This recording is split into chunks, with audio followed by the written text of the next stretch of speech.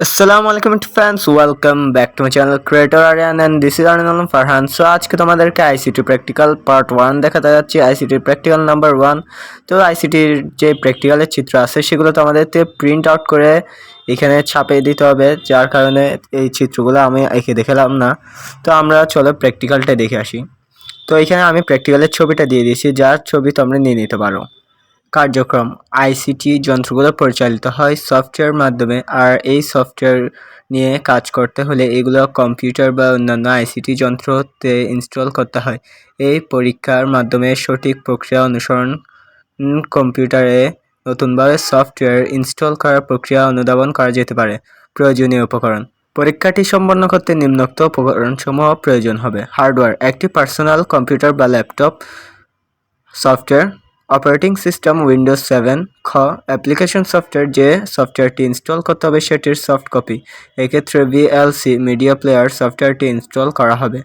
ফলাফল উপস্থাপন প্রক্রিয়া অনুসরণ কম্পিউটারে নতুন কোনো সফটওয়্যার ইনস্টল করতে হলে নিম্ন বর্ণিত প্রক্রিয়া অনুসরণ করতে হবে। এক্ষেত্রে ভিএলসি মিডিয়া প্লেয়ার সফটওয়্যারটি ইনস্টল করার প্রক্রিয়া দেখানো হলো। 1. কম্পিউটার চালু করার পর ডেস্কটপ পরিবেশ আসার পর সফটওয়্যারটি সিডি বা ডিভিডি বা পেন ড্রাইভ কম্পিউটারে প্রবেশ করতে হবে। সফটওয়্যারটির সাথে অটোরান প্রোগ্রামটি সংযুক্ত থাকলে অটোরান প্রোগ্রামটি সচল হবে।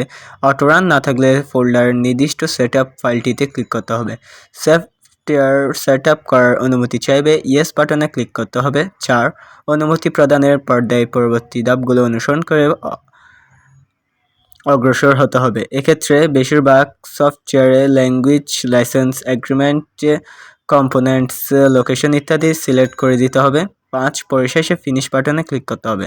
খ ব্যাখ্যা সফটওয়্যার ব্যতীত হার্ডওয়্যার অর্থহীন। কম্পিউটার আর আইসিটি যন্ত্রগুলো সঠিকভাবে পরিচালনার জন্য প্রয়োজনীয় সফটওয়্যারগুলো ইনস্টল করে নিতে হয়।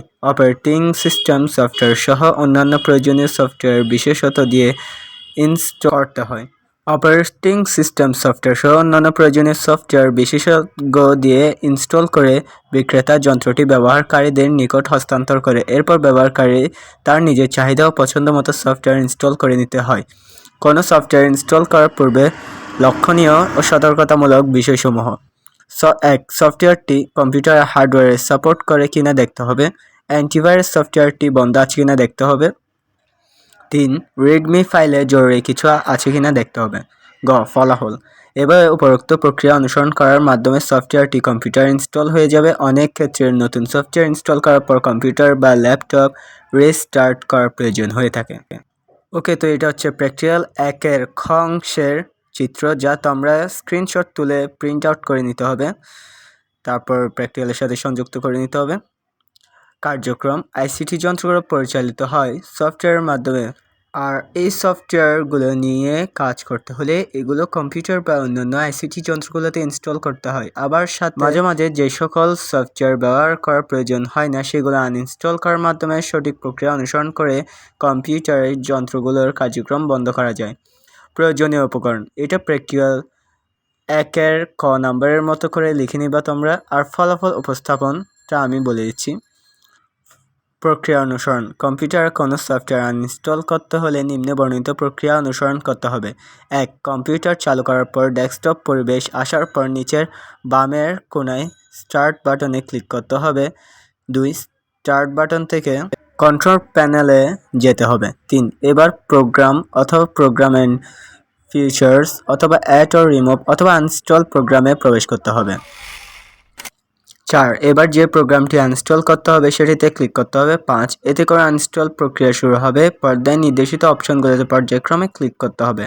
খ ব্যাখ্যা কোনো অপ্রয়োজনীয় সফটওয়্যার যদি আনইনস্টল করা না হয় তবে হার্ড ডিস্কে জমা থাকে এবং এতে করে হার্ড ডিস্কের অনেকটা জায়গা নষ্ট হয়। অনেক ক্ষেত্রে কম্পিউটার বা আইসিটি যন্ত্র পরিচালিত করতে ঝামেলা সৃষ্টি হয়, তাই অপ্রয়োজনীয় সফটওয়্যার আনইনস্টল করে ফেলাই বুদ্ধিমানের কাজ।